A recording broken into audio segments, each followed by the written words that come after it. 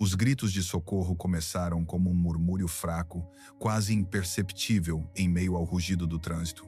Depois, ficaram mais altos, mais desesperados, até se tornarem um clamor que ninguém parecia ouvir. Era meio-dia no coração da cidade.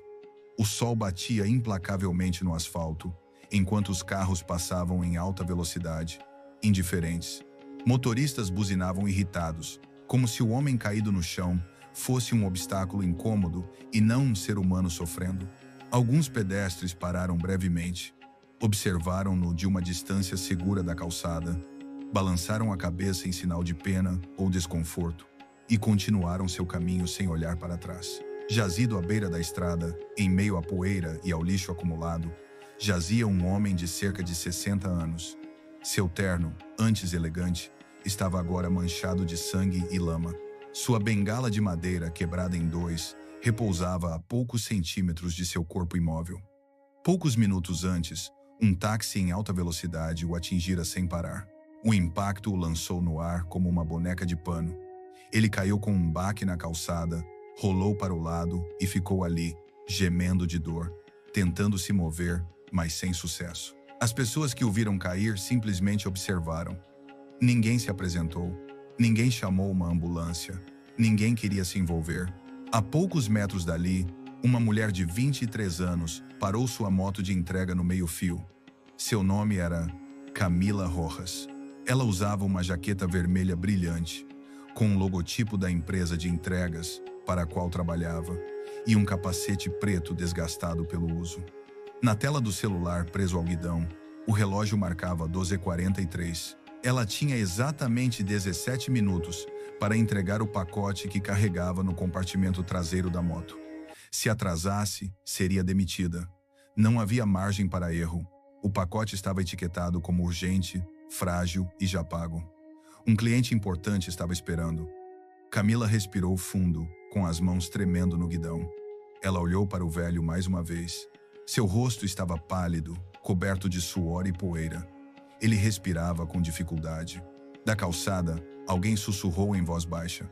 Fique longe. Se você ajudá-lo e ele morrer, a polícia vai te culpar. Você não se lembra do caso da semana passada? Aquele garoto que ajudou uma vítima de acidente acabou na cadeia. Eu não vou arriscar. Camila ouviu cada palavra. Ela sentiu o medo se instalar em seu peito como um punho fechado. Mas então, como um sussurro das profundezas de sua memória, ela ouviu a voz de sua mãe. Aquela voz suave e firme que sempre a guiava nos momentos mais difíceis. Mesmo que o mundo inteiro vire as costas para você, nunca vire as costas para alguém que você pode ajudar. Ajude sempre, Camila. Sempre. Lágrimas encheram seus olhos. Suas mãos ainda tremiam. Este era o momento. A decisão que definiria tudo. Salvar seu emprego ou salvar uma vida. Camila pulou da moto em um movimento rápido e determinado. Me ajudem, por favor. Temos que levá-lo ao hospital. Gritou a plenos pulmões. Mas ninguém se mexeu. Ninguém deu um passo à frente. Ela correu até o velho e se ajoelhou ao lado dele. Senhor, por favor, não durma. Fique comigo. Sussurrou com a voz trêmula enquanto tentava levantá-lo, segurando-o pelos ombros. Ele era muito pesado. Ela tentou chamar um táxi levantando a mão, mas ninguém parou. Olhou para a traseira da moto, depois para o velho, e tomou a decisão mais difícil de sua vida. Tirou o capacete de segurança, deixou-o ao lado da traseira e, com grande esforço, conseguiu levantar o homem nos braços. Colocou-o na garupa da moto, segurando-o com uma mão enquanto acelerava com a outra. Lançou-se no trânsito caótico da cidade, desviando de carros, buzinas e semáforos, com o coração batendo tão forte que parecia que ia explodir. Ele não olhou para trás nenhuma vez. Se você chegou até aqui, deixe um comentário dizendo o que você faria nessa situação. Você arriscaria seu emprego para ajudar um estranho? Vamos voltar algumas horas antes, às 6 da manhã. Em um pequeno apartamento nos arredores da cidade, Camila já estava acordada. Ela tinha 23 anos, mas sua vida havia envelhecido muito mais rápido que seu corpo. Ela havia tomado banho, feito o café da manhã, passado os uniformes escolares das irmãs gêmeas e agora penteava cuidadosamente o cabelo de uma delas, em frente ao espelho rachado do banheiro. Lucia, a mais falante das duas, tagarelava enquanto deixava seu cabelo ser penteado. Mana, a mamãe disse que você precisava dormir mais, disse ela sonolenta. Camila sorriu ternamente enquanto arrumava suas tranças. Vou dormir quando você estiver com os médicos, respondeu ela suavemente. A vida de Camila mudou para sempre numa noite terrível, exatamente 1 ano atrás. Um grupo de assaltantes armados invadiu sua casa. Levaram tudo: seu carro, seus celulares, suas joias, suas economias. E então, sem motivo aparente, atiraram em seus pais e fugiram. Nunca se soube o porquê. Não havia suspeitos. Ninguém foi preso. Silêncio absoluto. Camila ficou órfã da noite para o dia. Sem tios para ajudá-la. Sem tias para acolhê-la. Todos desapareceram depois do funeral. Ela teve que vender tudo o que restava na casa para sobreviver. Ela abandonou a faculdade. Seus sonhos foram colocados em espera. Ela ofereceu qualquer emprego que não exigisse um diploma. E ela encontrou um, entregando pacotes em uma motocicleta. Era um trabalho duro, mal pago e perigoso. A maioria dos entregadores eram homens, mas Camila era corajosa. Ela aprendeu a dirigir rápido, lidar com clientes difíceis, suportar olhares e comentários e proteger o pouco que tinha. Sua jaqueta vermelha se tornou sua armadura. Todas as manhãs, Camila acordava antes do amanhecer, preparava o café da manhã, levava as irmãs para a escola e, em seguida, pegava sua moto e saía pelas ruas da cidade. Seu chefe, um homem chamado Sanches, era implacável. A encomenda precisa chegar em 25 minutos. Se você se atrasar, está demitida, sem exceções. A encomenda daquele dia era especial. Urgente, frágil, já paga. Um cliente importante. O tipo de trabalho que não podia ser estragado. Embora Camila tivesse saído cedo naquela manhã, o destino tinha outros planos. De volta ao presente, o hospital cheirava a desinfetante e medo.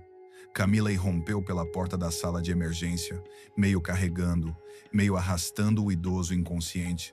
Uma enfermeira correu em sua direção. "O que aconteceu?" perguntou ela, alarmada. "Acidente. Um táxi o atropelou. Ele não consegue respirar direito", respondeu Camila, com a voz embargada. "Tragam uma maca, rápido", gritou a enfermeira. Em segundos, vários médicos cercaram o homem e o levaram às pressas para a sala de emergência. Uma enfermeira se aproximou de Camila. "Você é parente?" "Não", respondeu Camila, ainda respirando pesadamente. "Eu o encontrei caído na rua." Ela procurou nos bolsos do paletó ensanguentado do homem e encontrou o celular dele. A tela estava rachada, mas ainda funcionava. Havia um único número salvo como favorito. Camila discou. Tocou uma vez, 2 vezes. Então, uma voz masculina profunda e tensa atendeu do outro lado da linha. "Pai, seu pai sofreu um acidente. Por favor, ele está no Hospital Central San Miguel. Venha rápido", disse Camila com urgência. "Estou indo para lá agora mesmo", respondeu a voz. E a ligação foi cortada. 30 minutos depois, um SUV preto de luxo freou bruscamente em frente à entrada do hospital. Um homem alto, de cerca de 28 anos, vestido com um terno branco impecável e sapatos de couro caros, saiu. Correu para dentro. "Onde ele está? Onde está meu pai?" gritou desesperadamente. Camila se levantou do banco onde estava sentada, com as mãos ainda tremendo. "Você é filho dele?" "Sim." "Onde ele está?" "Foi você quem me chamou?" "Sim, senhor. Eu o trouxe aqui." O homem a encarou, uma mistura de espanto e confusão. "Você o trouxe naquela moto?" perguntou, apontando para fora. Camila assentiu. "Sim, senhor." Ele não disse mais nada. Passou por ela e correu em direção ao pronto-socorro, onde seu pai lutava pela vida. "Faça tudo o que puder. Ele é tudo o que eu tenho. Pago o que for preciso", disse ela ao médico responsável. Camila voltou ao local do acidente. Quando chegou, a caixa da moto estava aberta e vazia. O pacote havia sumido. Com lágrimas nos olhos, ela voltou ao hospital. Seu telefone tocou. Era seu chefe. Ela atendeu e explicou o ocorrido. "Espere, o senhor está me dizendo que perdeu o pacote?" perguntou Sanches, irritado. "Sim, senhor. Sinto muito." "O senhor está demitido." Não volte mais para o escritório. E desligou. A voz de Camila tremia enquanto esperava no corredor gelado do hospital. Ela se lembrou de onde havia deixado a caixa. Estava perdida. Tudo havia desaparecido como fumaça. Ela se virou e voltou para o hospital, com as pernas prestes a ceder. O longo corredor estava mais frio agora. Ao entrar na sala de espera, viu o homem de terno branco andando de um lado para o outro, na porta do pronto-socorro. O rosto tenso de preocupação. O terno brilhava sob as luzes fluorescentes, mas sua expressão demonstrava puro medo. Antes que Camila pudesse dizer qualquer coisa, ele olhou para ela e a reconheceu. "Camila, certo?", disse ele. Ela assentiu. "Sim." Ele respirou fundo. "Meu pai está estável agora", disse ela. "Mas os médicos disseram que se eu tivesse chegado alguns minutos depois, ele não teria sobrevivido." Camila engoliu em seco, sentindo uma mistura de alívio e culpa. "Que bom que ele está bem", disse ela com a voz trêmula. Ele assentiu lentamente e inclinou a cabeça ligeiramente para o lado. "Você perdeu seu pacote de entrega, não é?" "Sim, senhor." A caixa desapareceu. Sumiu tudo. Ele expirou bruscamente. "O senhor trabalhava na Swift Sand Delivery, não é?" Camila olhou para ele surpresa. "Sim. Como o senhor sabe?" Ele deu um leve sorriso. Um sorriso sem alegria. "Porque eu sou o dono daquela empresa." Camila congelou. "O quê? Você é a dona?" Ele continuou. "Você trabalha na filial do centro, certo? No escritório ao lado do posto de gasolina. O nome do seu chefe é Sanches, certo? Ele se reporta à minha equipe regional de logística." Os lábios de Camila se abriram, mas nenhuma palavra saiu. Ele tirou o celular do bolso. "Qual é o seu nome completo?" "Camila Rojas", ela respondeu baixinho. Ele digitou brevemente no celular e apertou o botão de ligar. "Sanches, você acabou de demitir uma garota chamada Camila Rojas. Eu revoguei essa decisão agora mesmo. Atribua outro pacote a ela ou dê a ela o dia de folga. Sem desculpas." Ele desligou sem esperar por uma resposta. Camila o encarou boquiaberta. "Você não precisava fazer isso." "Sim, eu precisava", disse ele calmamente. "Você deixou seu emprego em risco e arriscou sua vida para salvar meu pai. Isso não pode ficar sem resposta. Não quero ouvir obrigada, mas quero que você saiba de uma coisa. O que você fez hoje não foi apenas uma boa ação. Você me devolveu a vida." Ele sentou-se corretamente no banco. "Agora me diga", disse ele após um breve silêncio. "Quem é você? Qual é a sua história?" E foi então que Camila começou a lhe contar tudo. Contou-lhe sobre o assalto de um ano atrás, sobre aquela noite comum que se transformou em um massacre, sobre como a polícia nunca conseguiu capturar os assassinos, sobre como, aos 22 anos, ela teve que se tornar mãe e pai de suas irmãs gêmeas, Lucia e Micaela. Contou-lhe como teve que vender tudo o computador, até os livros escolares que ela mesma usava para poder alimentá-las. Como largou a faculdade para começar a trabalhar e como a moto de entregas se tornou sua única esperança de sobrevivência. Ele ouviu atentamente, não com pena, mas com respeito. "E você não pediu ajuda a parentes?" perguntou gentilmente. Camila riu amargamente. "Eles desapareceram depois do funeral. Todo mundo disse que estavam ocupados demais. Alguns até nos culparam. Disseram que meus pais não deveriam ter morado naquele bairro. Então parei de ligar." Ele cerrou os punhos levemente, mas não disse nada. "E ainda assim", disse lentamente, "hoje você ajudou um estranho na rua." Camila assentiu. "Minha mãe sempre dizia para ajudar a todos que você pudesse, não importa o que acontecesse. Ela disse que a gentileza nunca se perde." Essas palavras o atingiram como um soco no peito.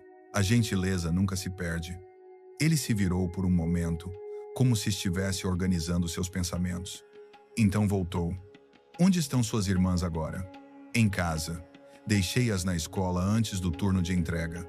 Elas provavelmente voltaram." "Elas sabem o que aconteceu?"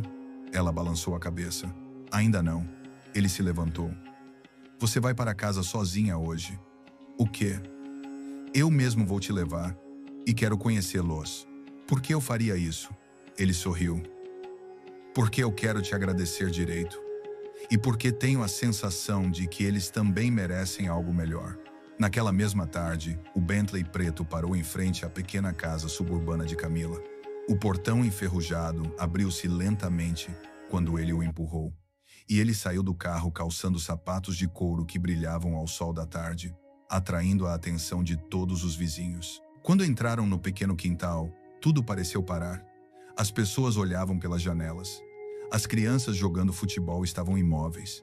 Um carro tão luxuoso como aquele, num bairro como aquele, não passava despercebido.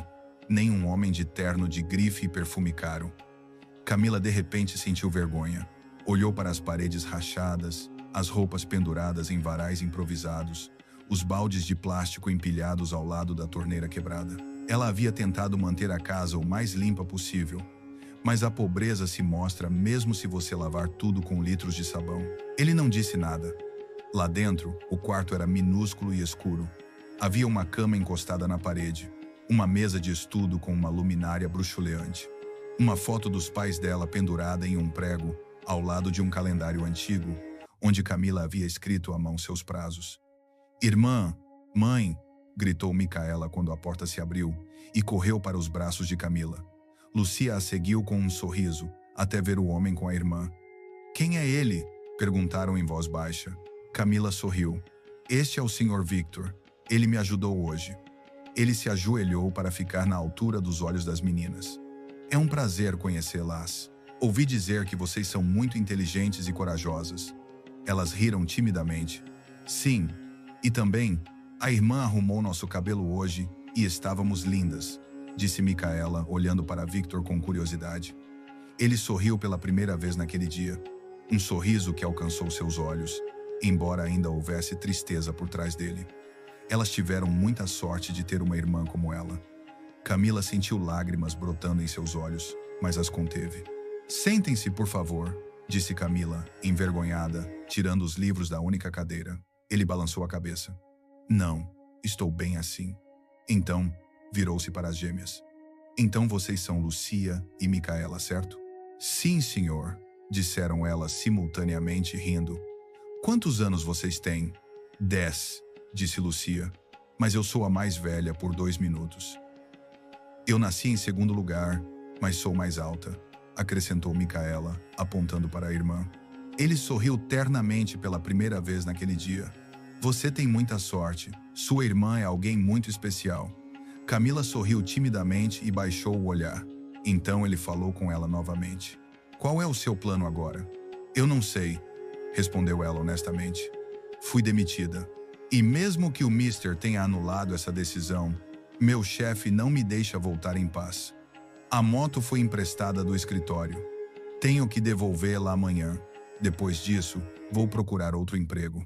Ele olhou para ela pensativo. "Quero te ajudar", disse ele, finalmente. Os olhos de Camila se arregalaram. "Me ajudar como?" "Primeiro, você vai voltar para aquela filial. Vou enviar um memorando corporativo que vai direto para o escritório. Mas você não vai continuar como entregadora." Camila ergueu as sobrancelhas. "Então, o que eu vou fazer?" "Você vai ver. Mas o mais importante é isso. Eu quero ajudar suas irmãs também. Os estudos delas, o aluguel desta casa, tudo. De agora em diante, você não vai precisar se preocupar com o que elas vão comer amanhã." Camila o encarou, incapaz de falar. "Não estou fazendo isso por pena", acrescentou. "Meu pai está vivo agora. Ele me perguntou quem o salvou. Quando eu disse que foi uma jovem em uma motocicleta de entrega, ele sorriu e disse: Você não salvou apenas a minha vida. Você me devolveu a esperança." Lágrimas escorriam pelo rosto de Camila. "Senhor, eu nem sei como começar a te agradecer." "Você já fez o suficiente", disse ele suavemente. "Mas tem uma coisa importante que eu quero te perguntar. Você e suas irmãs considerariam se mudar para minha casa por um tempo, até que suas finanças se estabilizem? Eu te ajudo a voltar para a faculdade. Matriculo suas irmãs em escolas melhores. E depois planejamos o resto." Camila abriu ainda mais a boca. "Morar com você?" "Sim. Minha casa é muito grande. Moro sozinha com meu pai. Ele é um velho teimoso, mas gentil. Acho que vocês aí trariam a alegria de volta. Vocês o salvaram. Ele merece felicidade perto dele." Camila hesitou. Olhou para Lucia e Micaela. Os olhos das meninas já brilhavam com a ideia. Não sei o que dizer, sussurrou Camila. Diga sim, respondeu Victor com um sorriso. Uma semana depois, aquela casa parecia saída de um filme. Portas brancas, piso de mármore, uma entrada para mais de 10 carros, lustres em todos os cômodos e uma cozinheira que preparava comidas que Lucia e Micaela nem conseguiam pronunciar. No início, Camila se sentiu deslocada. Usava jeans e camiseta, apesar das roupas novas que ganhara. Ajudava a equipe de limpeza. Pedia permissão antes de tocar em qualquer coisa. Mas o pai de Victor, o Sr. Adebayo, quebrou toda aquela tensão. Camila, sente-se aqui comigo, disse ele do sofá da sala. Esta casa tem estado muito silenciosa. Precisa de risadas de novo. Ele começou a chamá-la de minha enfermeira sem uniforme. Em poucos dias, ele a fez comer mais, sorrir mais e até insistiu que ela caminhasse com ele no jardim todas as manhãs. Certa tarde, ele olhou para Victor e disse: essa garota tem uma alma de ouro. Ela não nasceu para ser comum. Victor não respondeu. Ele a observou do outro lado da sala e algo novo se acendeu em seu peito. Respeito. E talvez algo mais. Depois de um tempo, o Sr. Adebayo e Victor sentaram-se com Camila para conversar sobre seu retorno à faculdade. Camila ficou emocionada até as lágrimas. Victor explicou que ela retornaria ao ensino médio por meio de um programa acelerado. Retornar à sala de aula aos 23 anos, entre alunos muito mais jovens, não foi fácil. Alguns cochichavam sobre ela, outras meninas zombavam, mas ela não lhes dava atenção. Ela estava de volta à escola e isso era tudo o que importava. Ela estudava mais do que qualquer outra aluna. Ela fazia perguntas. Ela ficava depois da aula. E quando as provas foram anunciadas 3 meses depois, ela tirou as melhores notas de toda a escola. Victor leu os resultados em seu escritório e sorriu orgulhoso. Eu sabia que você conseguiria. Ele chamou Camila à sua sala. Você vai para a faculdade agora. E eu sei o que você tem que estudar. O quê? Ela perguntou animadamente. Análise de dados, ele respondeu. É uma área em crescimento em todo o país. Precisamos de pessoas em quem possamos confiar. Pessoas como você. Camila sentiu seu coração explodir de alegria. Você confia em mim desse jeito? Eu te disse desde o começo, respondeu Victor gentilmente. E naquele momento, algo silencioso passou entre eles. Um olhar, uma compreensão. Nenhum deles disse isso em voz alta, mas ambos sentiram. Era uma noite no jardim. Luzes de fada penduradas entre as árvores cintilavam. O vento suave agitava as folhas e o doce aroma de jasmim enchia o ar. Camila estava no gramado, observando Lucia e Micaela brincarem de esconde-esconde atrás dos arbustos bem cuidados. Suas risadas enchiam o jardim como música. Fazia mais de 1 ano que ela não as ouvia rir daquele jeito. Ela se virou ligeiramente e viu Victor parado na varanda, com as mãos nos bolsos, observando-a em silêncio. Mas seus olhos não estavam olhando para qualquer coisa. Estavam olhando para ela. Camila sentiu aquela coisa estranha no peito novamente. Batimentos cardíacos irregulares. Ficava mais forte a cada dia. Desde que se mudaram para lá, tudo havia mudado. Ela havia ganhado um segundo lugar na vida. Escola, segurança e paz. O Sr. Adebayo, o velho que ela salvou, agora era como um avô para ela. E Victor havia se tornado algo que nem ela conseguia explicar ainda. Alguém gentil, calmo, mas com muros internos, como se carregasse muita dor e não acreditasse que merecia ser feliz. Mas quando estava perto de Camila, ele sorria mais, ria mais. Falava não como um CEO, mas como um amigo. Mas algo mais também estava acontecendo. Os sentimentos estavam crescendo, e isso a assustava. Certa noite, as meninas já estavam dormindo, e o Sr. Adebayo assistia a uma partida de futebol. Victor e Camila estavam sentados em silêncio à mesa do jardim. A lua estava cheia e as estrelas se espalhavam pelo céu, como diamantes em veludo preto. Victor se inclinou para a frente. Tem alguma coisa, disse ele, girando calmamente seu copo de suco de laranja. Eu nunca gostei daqui. Esta parte da casa parecia vazia. Camila olhou para ele. Está tudo quieto agora por sua causa. Ela baixou os olhos timidamente.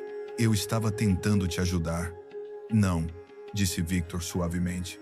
Ajudar-nos não é só o que você fez.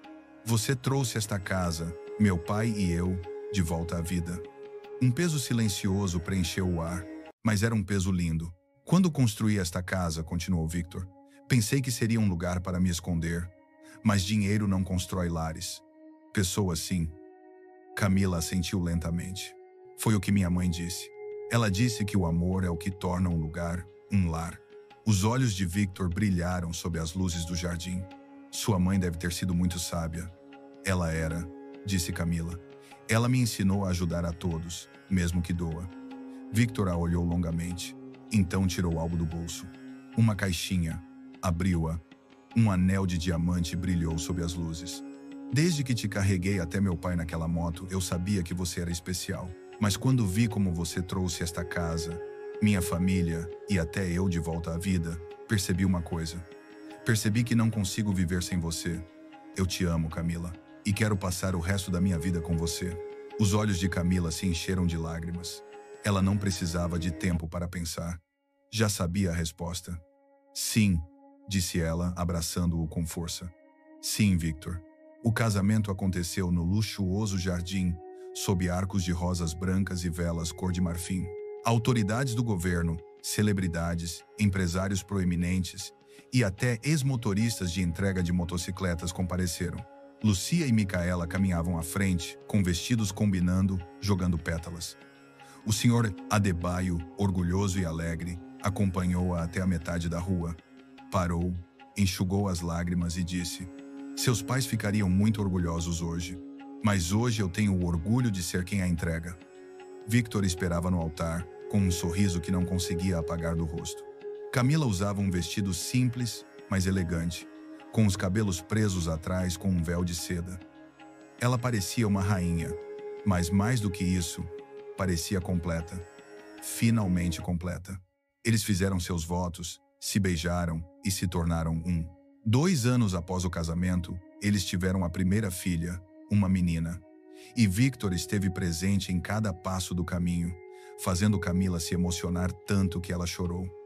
Ela se sentiu segura, amada. 1 ano depois, em uma conferência sobre empoderamento juvenil na cidade, Camila subiu em um palco diante de centenas de jovens da Tanzânia e do Quênia. Atrás dela, uma tela exibia o título de sua palestra. Um ato de gentileza pode mudar tudo. Ela ajustou o microfone e começou. Meu nome é Camila Rojas Quilangaza. Há alguns anos eu era entregadora de encomendas, órfã, esquecida, lutando para sobreviver. Mas uma manhã vi um homem caído na rua. Todos o ignoraram. Mas eu parei. Perdi meu emprego naquele dia, sem saber que estava salvando o pai de um bilionário. Hoje, sou a esposa desse bilionário, mãe, formada em faculdade e gerente de uma das maiores empresas de logística do país. Tudo porque escolhi a gentileza. Nunca pare de ajudar alguém, mesmo que tenha medo, mesmo que não possa retribuir, porque a gentileza sempre retorna para aqueles que a dão com o coração sincero. Eu sou a prova. Minha história é a prova. E acredito que cada um de vocês também pode ser. A multidão explodiu em aplausos. Sentadas à frente da plateia estavam Lucia e Micaela, agora adolescentes maduras. E nos braços de Victor, ele segurava sua filhinha, chamada Julieta, em homenagem à mãe de Camila, aquela que lhe ensinou tudo sobre o amor. Mas os problemas começaram a aparecer. Nem todos estavam satisfeitos com as mudanças. Sanches, o ex-gerente da filial que havia demitido Camila, soube do novo cargo e do ambiente em que ela vivia. A inveja o consumia. Uma simples entregadora agora mora em uma mansão com o CEO. Ela deve tê-lo manipulado. Ela deve ter forjado o acidente para ganhar sua simpatia. Ele começou a espalhar boatos. Um dia, uma mensagem anônima chegou à recepção da sede da Triplo Cargo. Sua querida não é o que você pensa. Pergunte como ela chegou ao local do acidente. Olhe mais de perto. Há mais do que você imagina. A mensagem não tinha assinatura, mas a intenção era clara: semear dúvidas. Victor leu a mensagem em silêncio. Cerrou os punhos. Não queria acreditar, mas já havia sido traído antes. Profundamente magoado, em vez de confrontar Camila diretamente, iniciou uma investigação particular sobre o incidente. Procurou testemunhas, qualquer coisa que pudesse confirmar ou refutar as acusações. Durante esse tempo, não contou a Camila nada sobre a verdade. Agiu normalmente, mas havia algo frio em seu olhar. Camila percebeu. Numa manhã chuvosa de domingo, Camila voltou para a casa das aulas extras na universidade, completamente encharcada. Ela estava prestes a entrar na sala quando ouviu Victor ao telefone. Não me importa quanto custe. Certifique-se de que houve alguma conexão. Quero a verdade completa. Se ela mentiu, eu quero saber. O coração de Camila disparou. Ele estava falando dela. Ela se escondeu silenciosamente atrás da porta, sem saber se deveria falar ou sair em silêncio. Sua respiração ficou ofegante. Seria possível que ele realmente não acreditasse nela? Naquela mesma noite, durante o jantar, a família estava jantando quando uma empregada doméstica entrou. Senhor, tem uma mulher na porta. Ela diz que conhece Camila. Camila franziu a testa. Quem? A empregada entregou-lhe um bilhete escrito à mão. Eu sei o que aconteceu com seus pais. Venha sozinha. Não conte nada a ela. As mãos de Camila tremiam. O que isso significava? Ela saiu silenciosamente e na porta, sob uma luz fraca e bruxuleante, estava uma senhora idosa com um lenço velho na cabeça. Seus olhos estavam cansados, mas penetrantes. Quem é você? Perguntou Camila. A mulher respirou fundo. Eu era vizinha dos seus pais. Eu sei quem os matou. O mundo de Camila quase desabou. A verdade enterrada que ela tentara esquecer. Agora estava à porta. A mulher que se apresentou como Sra. Stella estava sentada na penumbra, parecendo uma sombra de outra vida, velha, desgastada pelo peso dos segredos. A voz de Camila era quase um sussurro. Ela conhecia meus pais. Eu era vizinha deles, disse a mulher rapidamente. Meu nome é Sra. Stella. Eu morava na segunda casa da casa deles, onde eles moravam antes. Vivo com culpa há mais de 2 anos. Mas quando te vi no noticiário, soube que precisava te encontrar. Camila deu um passo à frente, temerosa. Por que agora? Por que você não disse nada antes? Eu estava com medo, respondeu ela. Mas eu vi você ajudar aquele velho, mesmo sabendo que poderia perder tudo. Você arriscou tudo. Percebi que talvez essa garota mereça saber a verdade. As mãos de Camila tremiam. Me diga. Stella se inclinou para mais perto. O assalto que separou seus pais não foi azar. O coração de Camila parou por um momento. O quê? Foi planejado, sussurrou Stella. Seu pai se recusou a vender as terras da empresa para um certo empresário. Esse homem o ameaçou. Uma semana depois, o assalto ocorreu. Mas naquela noite, vi algo da minha janela. Um carro branco estava estacionado do lado de fora. Um motorista falando ao telefone. Não foi um assalto comum. Foi um assassinato planejado. Lágrimas escorriam pelo rosto de Camila. Todas as suas esperanças ruíram. Durante todo esse tempo, ela pensou que fosse apenas azar, mas fora um assassinato planejado. Quem era aquele homem? Perguntou ela, com a voz embargada. Stella olhou para baixo. Não sei o nome dele, disse a mulher, mas anotei a placa do carro naquela noite. Guardei com cuidado. Ela entregou a Camila um pedaço de papel amassado. Camila o pegou com a mão trêmula, olhando atentamente para os números. Na manhã seguinte, Camila entrou no escritório de Victor. Ele estava trabalhando em documentos no computador. Camila colocou o papel na mesa dele. Preciso da sua ajuda. Victor olhou para ela. O que é isso? É uma placa. Preciso saber quem é o dono deste carro. Tem ligação com a morte dos meus pais. Victor olhou para o rosto dela. Onde você conseguiu isso? Alguém me deu ontem à noite. A pessoa que enviou a mensagem durante o jantar. Ela é uma testemunha. Victor olhou para ela atentamente. Você deveria ter me contado antes. Eu não sabia se deveria, respondeu ele honestamente. Ouvi seu telefonema. Você estava me investigando. Senti que você não confiava em mim. Victor se levantou e se aproximou. Camila, me escute. Eu nunca duvidei do seu coração, mas já me queimei antes. Eu tive que proteger meu pai, minha empresa e até você. Se houvesse algo errado, eu precisava saber. Mas nunca deixei de acreditar em você. Camila assentiu lentamente. Vou encontrar o dono daquele carro, prometeu Victor. Em 48 horas, o investigador particular de Victor retornou com as respostas. O carro estava registrado em nome de uma empresa de fachada, e o nome na capa era Dr. Bruno, um empresário com reputação suspeita. Ele tinha ligações com políticos e era um homem perigoso. O pai de Camila já havia trabalhado com ele, mas se recusou a participar do acobertamento de propinas relacionadas a terras. Chamaram Camila para vir ouvir também. Agora, tudo fazia sentido. Camila estava cheia de raiva, dor e tristeza, mas também de paz. Ela não tinha imaginado nada. Seus pais haviam sido assassinados de propósito, e agora, com a ajuda de Victor, ela estava pronta para tomar medidas legais, com cuidado e cautela. Ela não estava sozinha nessa jornada. Semanas se passaram. Após 5 meses de processos judiciais, o Tribunal Corporativo finalmente tomou a decisão final de condenar os responsáveis pelo assassinato dos pais de Camila. O principal suspeito, Dr. Bruno, estava no tribunal. As provas contra ele eram esmagadoras. Ele não conseguia explicar sua ligação ao líder da gangue, que lhe deu instruções para o assassinato, incluindo o endereço da casa dos pais de Camila. O carro registrado em seu nome falso também estava presente na cena do crime naquela noite. Ele foi condenado à prisão perpétua. 2 semanas depois, a sentença foi executada. Camila e suas irmãs mais novas receberam paz, em pé diante dos túmulos de seus pais. Seus pais finalmente obtiveram justiça com a ajuda de Victor. O líder da gangue que enviou seus jovens para cometer o assassinato já havia sido morto pela polícia durante um assalto, 1 ano após assassinar os pais de Camila. Agora Camila era caloura na faculdade, estudando análise de dados como planejado. Lucia e Micaela também haviam retornado à escola, frequentando uma escola cara e de elite com uma bolsa integral de Victor.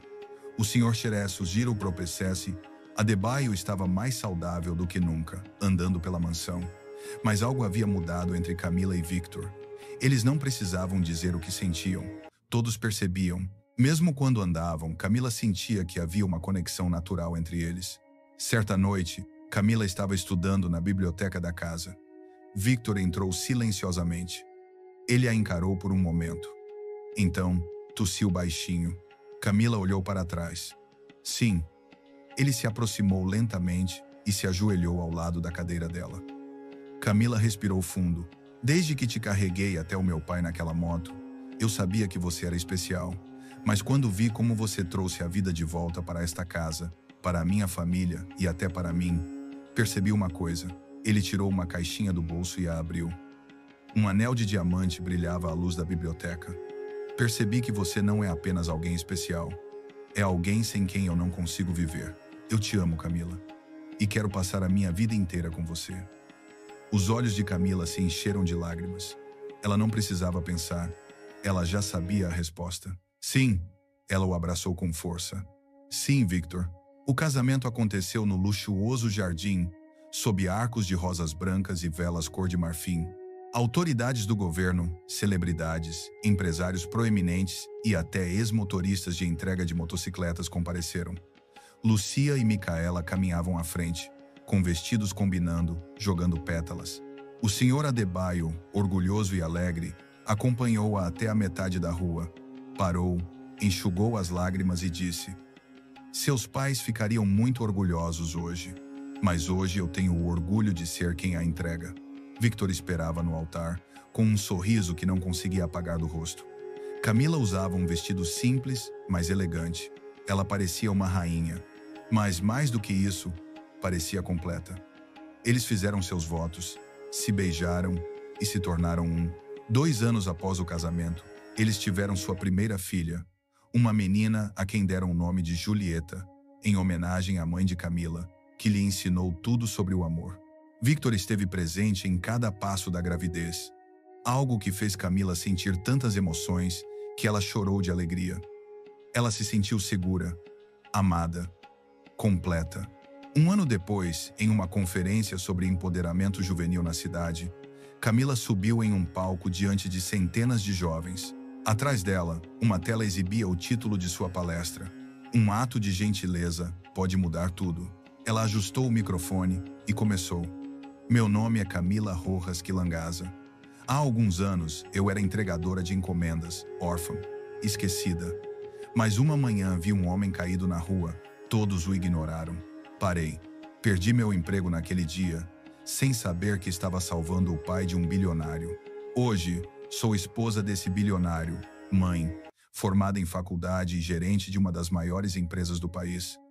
Tudo porque escolhi a gentileza. Nunca pare de ajudar alguém, mesmo que tenha medo, mesmo que não possa retribuir, porque a gentileza sempre retorna para aqueles que a doam com sinceridade. Eu sou a prova. Minha história é a prova. E acredito que você também pode ser. A multidão explodiu em aplausos. À frente da plateia estavam Lucia e Micaela, agora jovens adultas e fortes. E nos braços de Victor, ele segurava sua filhinha Julieta, que olhava para a mãe com olhos brilhantes. Camila saiu do palco com lágrimas de gratidão. Abraçou as irmãs, beijou a filha e olhou para Victor, o homem que a salvara tanto quanto ela o salvara. Obrigada por tudo, sussurrou ela. Obrigada a você, respondeu ele, por me lembrar que a gentileza nunca se perde. Se você chegou até aqui e quer continuar vendo histórias transformadoras, inscreva-se no canal.